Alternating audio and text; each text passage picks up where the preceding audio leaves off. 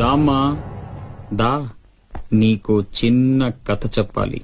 అనగనగా శ్రీలంక, ఆ లంకలో ఓ కొంప, ఆ కొంపలో ఓ అమ్మ. ఆ అమ్మకి కడుపున పుట్టిన బిడ్డ అశోక్. కుక్కలా పెంచుకున్నవాడు శివాజీ.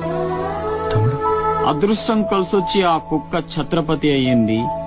అశోక్ ఆకాష్లా మారి అక్కడే పనిలో చేరాడు.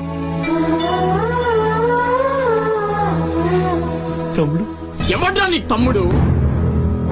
నా అబ్బకు మాత్రమే పుట్టావు, నా అమ్మకు పుట్టలేదో. చిన్నప్పటి నుంచి నువ్వంటే నాకు అసహ్యం, చంపేద్దామన్నంత కసి. ఆ కడుపు మంటతోనే నువ్వు చచ్చావని అమ్మతో అబద్ధం చెప్పావు.